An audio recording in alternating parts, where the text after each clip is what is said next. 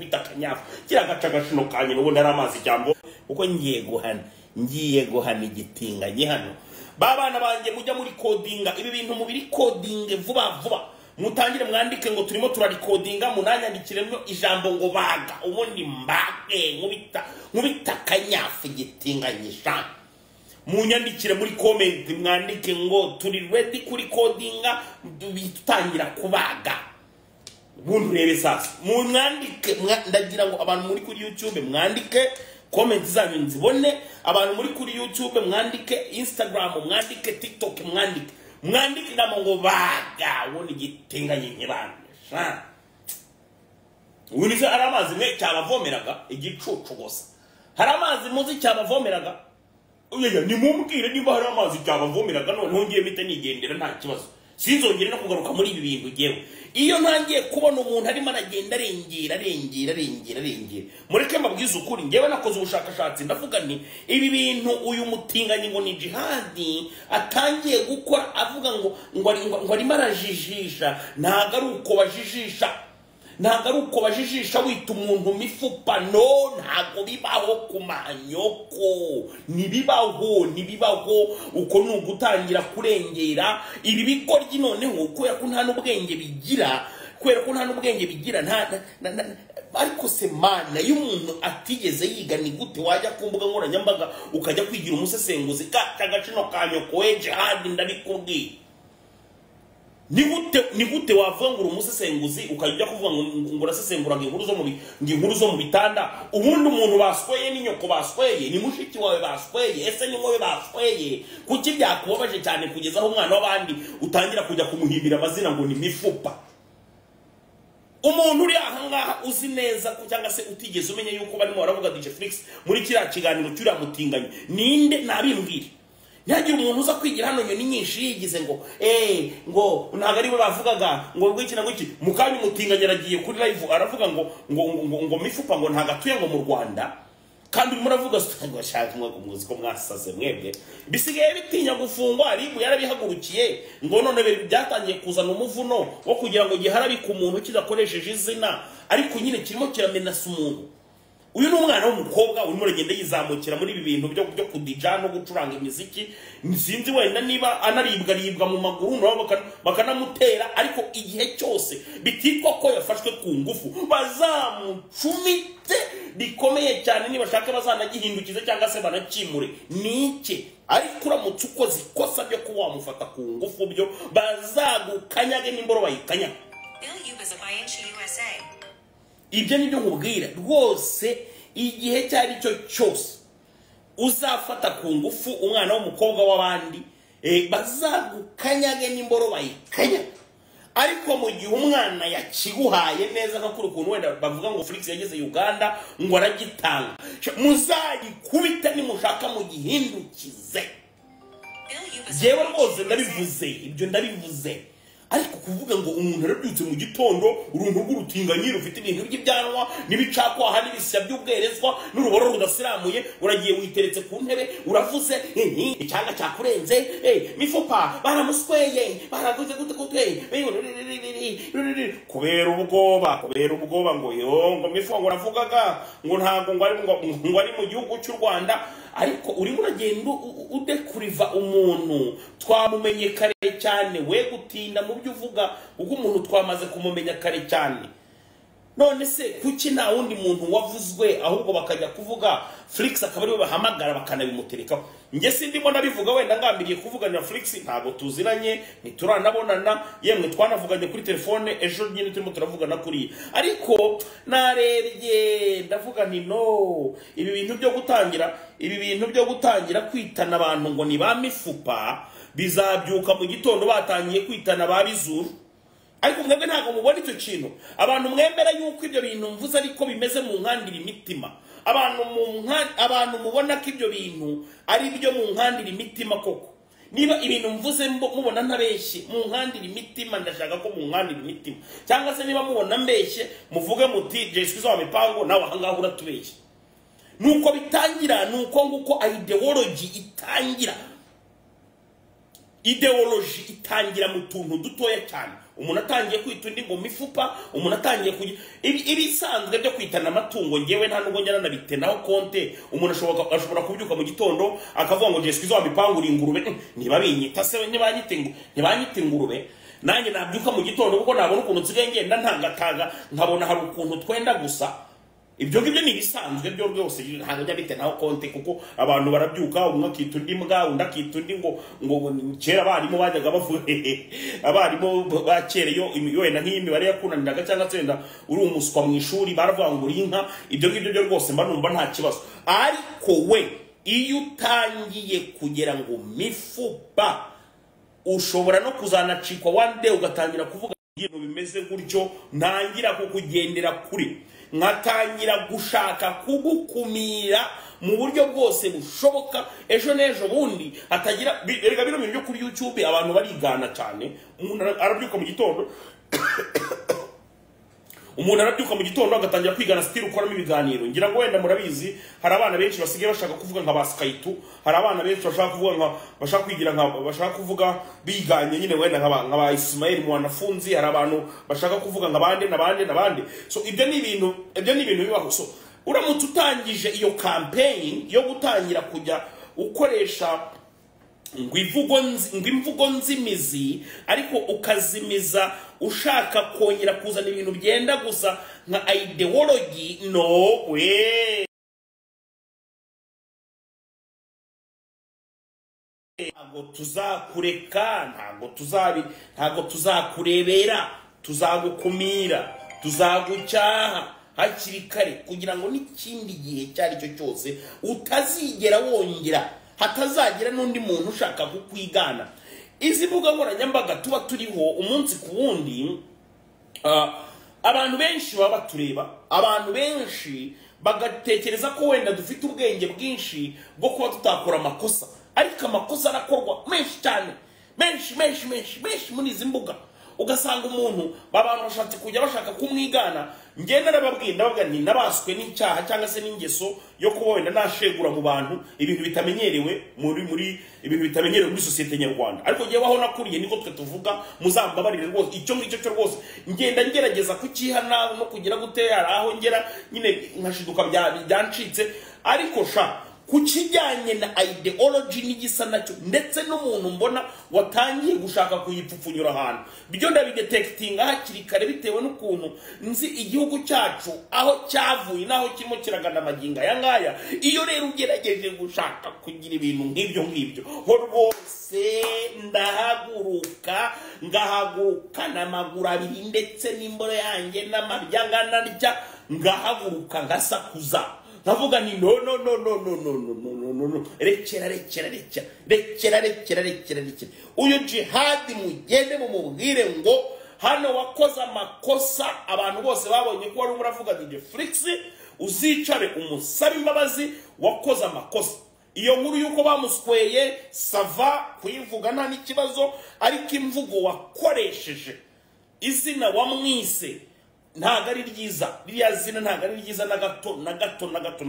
Inkuru yuko wamusweye byo sava, uzagenda muzabiburana, yakurega yagira gute, nta n'ikibazo kibirimo.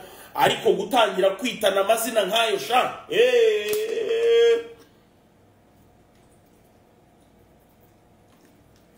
umuntu utaza igihugu cyacu u Rwanda aho cyavuye niwe ushobora kugerageza gukoresha mwene amazina nkayo ngayo. Niwe ushobora kugerageza gukoresha amazina nkayo nga. Ariko se kuko n'utarize ntushobora no niba utaranize ntushobora no kwigira ku mateka. Iki gitinganye ngo ni jihadi, ntigikuze, ntigifite imyaka nka 35 cyangwa 36, ntigikuze, ntabwo kiza amateka igihugu cyaciyemo kugeza uko gitangira kujya kwita abantu ngo ni ba mifupa. Erega n'abantu b'abantu b'ibigoryi disi bareberera bakareba ngo inga jihadi ngarimo arabaga, ntago arimo arabaga ku manyina, azi ibyo arimo aravuga, arabizi ibyo avuga, arabizi. Nimukomeze rero kumureberera, nimukomeze gushaka kumera nkaho murimo muramwogeza kuma, nimushake kumenya nkaho murimo muramwogeza kuma nyina, nimumwogeze shinokanye azirya avuga kanca buretse gato mbabwiza ukuri icyitwa ngo nifata ku mavuta kitaragimageragere hari ukuntu cyajyaga cyicara kuri kamera kikadudubiza ibigambo kikavuga noneho rimwe nza kubwira abantu twari kumwe ndababwira ntumuntu mureba bya bintu uri yavuze uri yafata ku mavuta ibintu avuze bishatse gusobanura ibi ngira ngo abantu bagiye mu rukiko aho yari arimo araburana ku Kicukiro ndabyibuka amagambo yavuze nahise mpamagara ba bantu mbarya inkonji ndababwira ndi kumama ndizenu nababwiye ko fata ku mavuta ari mu biki ibyo avuga arabizi ubu ngubu uyu munsi avuze ngo iki ngo bamwitaga iki so ibyo yavugaga yarihimuraga burya nongera mbarya indi nkonji ndagenda ndiryamira uyu Jihad nawe rero ibyo avuga arabizi ibyo akora arabizi mumubwire agende gake mumusubiriremo mumubwire uti Jihad mutinganye genda gake abantu barakuvumbuye ibintu urimo genda gake rero yewe ntago nzareba ikiko kinini ngo nkite igitiyo kandi ari ikiyiko ibyo byo rwose ni ikosa nazigera nkora n'umunsi wari mwe habe na gato igitiyo nzakita igitiyo ikiyiko nzakita ikiyiko ibi byo kureba ibintu bye bitinganye nka kuriya ngo nze ngo ngishuge nta kintu mpfa na rurarutinganye nta kintu mpfa na kiriya gitinganye ngo ni Jihad ndetse na kimwe pe ariko ebane ngewe ntago nshaka kongera kumva umutinganyi nkuri yashaka kuzanamo utuntu two kujijisha abantu ariko akoresha imvugo zirimo ideology ngo mureberere no ntago bishoboka tujye dukina ibyo dukina nabyo tujye duterana ubuse dutukane kuko byahozeho mu Kinyarwanda ariko umusweranye na sha atazatuzana n'ibintu nka biriya we no nuko bitangira rega sha ideology irakura ugasanga natwe twamaze kwandura no niyo mpamvu icyo ukimara kubona tuyu muntu ibintu afite bishobora kuba byabyara ideology. Asante sana ku bantu mwese mukomeza kugenda mu giftinga, asante sana muri abantu b'abagabo cyane, nanjye ndimo ndavuga amagambo menshi cyane nk'abagombozi ndimo ndavuga amagambo menshi cyane nk'abagombozi rwose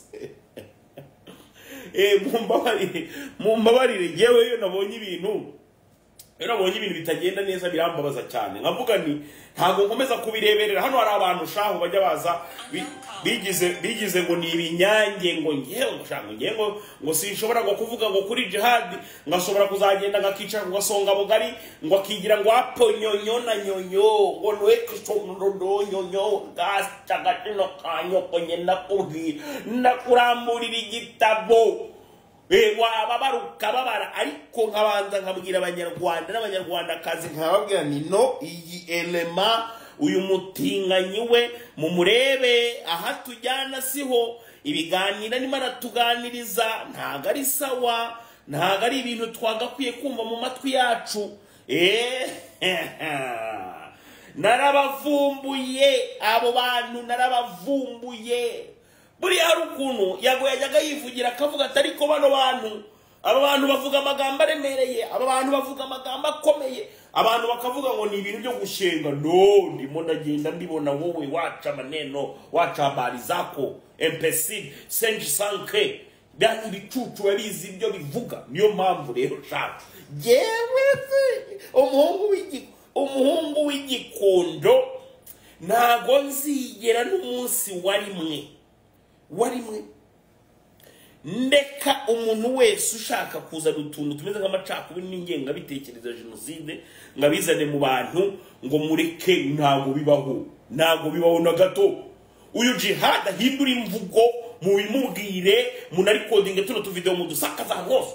Jihad ahindura imvugo avugamo, Jihad ahindure style y'uburyo akora mu biganiro agenda bihindure. Nta muntu ushaka kumva biriya bintu bye by'imifupa n'ibiki byose, nta muntu ushaka kubyumva gashino kanyine, nta muntu ushaka kumva iriya style akora mu biganiro aziko yiswera mwaragiye murakireba murakireka buke kiragenda kirabyimba gisigaye cicara haponyonyo swera nyoko.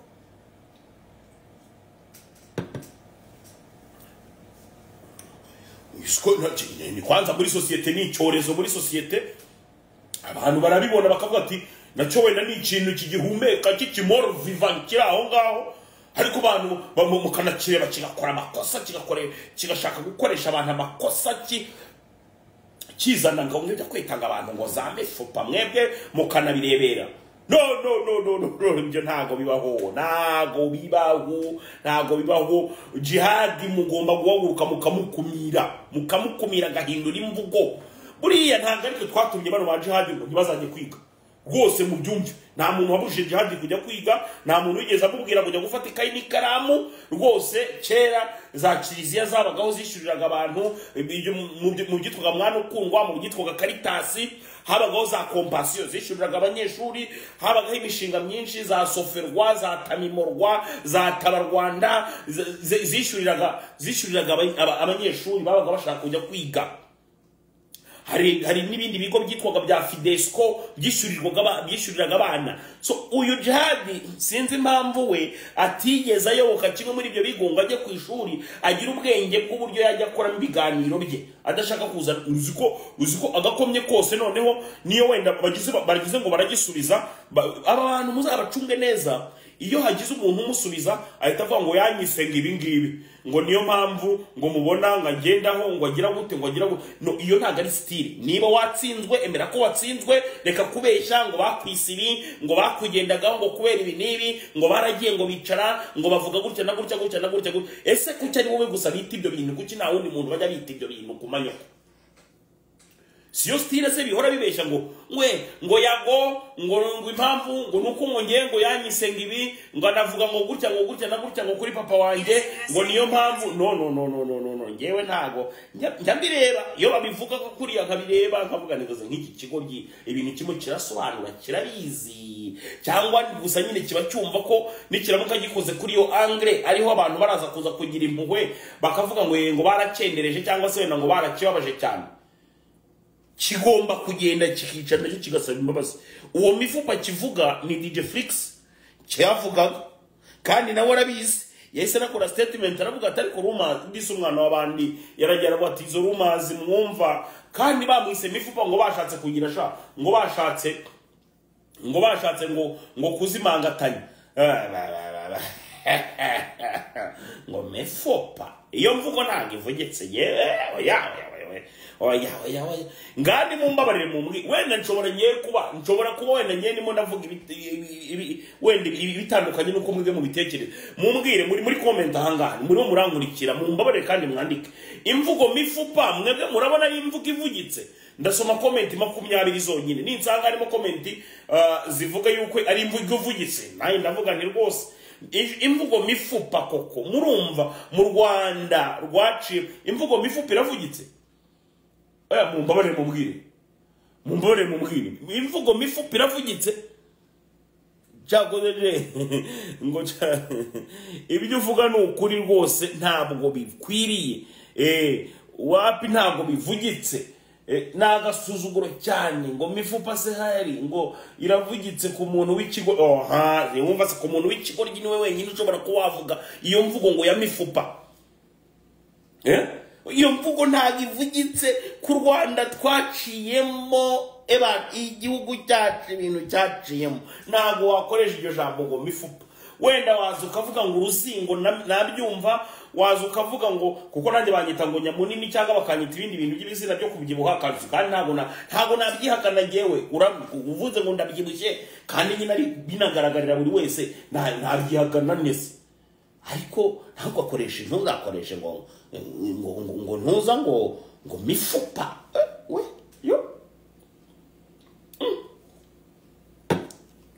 Iyo mvugo ntabwo ivugitse. Kamaze ndebe hano abavandimwe bahari wenda bashobora kuza gutanga inyunganizi. Hano ndabona nta muntu n'umwe uhari kuri Instagram. Kuri TikTok rero niba hari umuntu ushobora kuza agatanga inyunganizi kugira ngo ntakomeza kwivugana nanjye, hari ukuntu bagenda numva nshobora kuba nihariye ijambo gusa jyenyine, nkabona bitagaragara neza.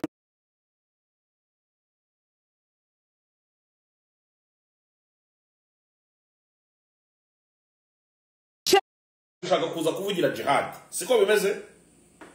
Oya ntabwo ndi kumuvugira. Kandi nakubonye muri comment Gashono Kanyoko, nakubonye muri comment we Gashono Kanyoko. Buretse gato nkubwire Gashono Kanyoko muri comment arimo arakora iki? Wavuga ngo iki muri comment? Ndimo nakubwira ngo wakora iki muri comment, wavuga ibiki? Nagiraga ngo urubyiruko rwose rukumenye banakwitondere bakugendere kure Gashono Kanyoko. Ibi bicucu nibyo bicucu byabyirwa bivuga ubusa kuri izi mbuga nkoranyambaga, maze umuntu yakibona akagira ngo ni ikintu kizima. Ibyo nashakaga gukora ndabikoze, nagira ngo nkwerekane abantu bakumenye bagukumire, ndetse n'ikindi gihe bazamenye yuko uri ntera hamwe. Gashono Kanyoko nyine mbamize mbirangiza vuba ariko nuko nkora.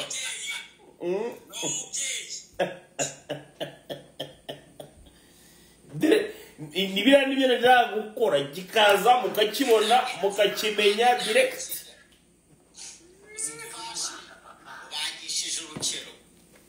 Ni vuba nkuriya ntago wamutinza hano. Yo tumuvugisha muri audio ntago twari kumumenya twese, ariko buri ubwo tumumenye urabaga we turekura gasiga genda vuba utoroshye. Ni vuba guys, nkeneye gift mugireho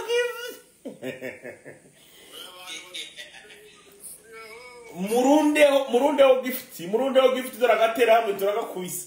Buriya shaka giye kugenda kababare bro, kagiye kugenda kababare kiherere karire. Oroma kajaga kora ibiganiro bro biteye ubwoba ndagasi. Iyo mbirebye rero naravuze ngo ndimo ndagahiga bikomeye cyane, ariko ubwo nkafatishije kuriya nakabazi bro. Nukuvuga ngo buno bugoriki buri aho ngaho nyine buziko kuri YouTube, ako nyine bwamaze kuvuga igihugu, buziko kuri YouTube nyine ngo buzayabuza bukavuga ibintu by'amateshwa n'ibiki byose. So bwamaze kubona ko biriya bintu hari abantu nyine nabo binjije bashobora kugenda bakajya kubyumva bakabimilivinga, bukabona ubwo bufaranga ubwo budolari bwa za YouTube burashokerwa rero. Ariko ntago kazongera kariya ibikabayeho nyine nako ntago kazabyongera. Ntago kazongera karagatera hamwe kakana.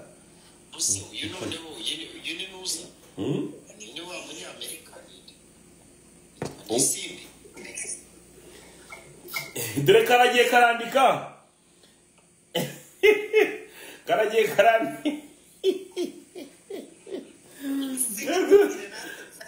Karagiye kazanye fake account ngo gasuka. Ariko nta kundi gibi ubutera hamwe nkabura tuba tugomba kubuhana papa vuba. Uri mubi cyane. Umva sibo umugabo sama kuri wundi uri muramusakuriza ra, kandi ari amasaha yo kuba ari muri icumitira gake gake.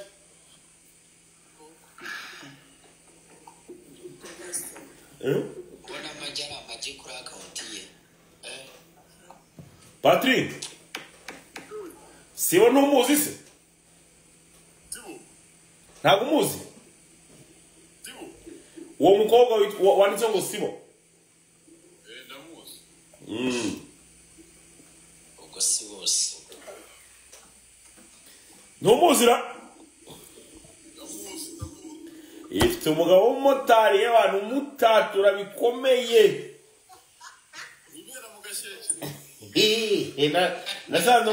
Nasanze umugabo yo kwa jetira igikondo. Ari indyo ya kimotari, indyo agacapati, akaboiro, agacapati, udushyimbo n'akaboiro. Nakacyayi kamuka.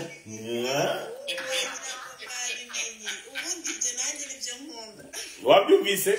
Nigeze mbeshya se? Iki cyana gitwara ubuntu. barabana nk'umugore n'umugabo karabaye umwana ni muzima iyo ni indyo y'ikimotari buriya njyewe niyo ngeze Nyarugenge byanze bikunze ngeze i Kigali byanze bikunze ngomba guca kwa jetiri nkabanza akajya kurya ku kantu oya akaboyiro ko kwa jetiri bikubiye bro boyiro kwa jetiri bikubiye ubwo se abayagisize azi ko kiri security igitubase uwo mwana erega aba bana bagira nabo level cyangwa se kategori y'abantu nyine babacumita niba umugabo wari umumotari ntago ashobora kurenga ku munyonzi umumotari utwara velomoteri abyinira amaso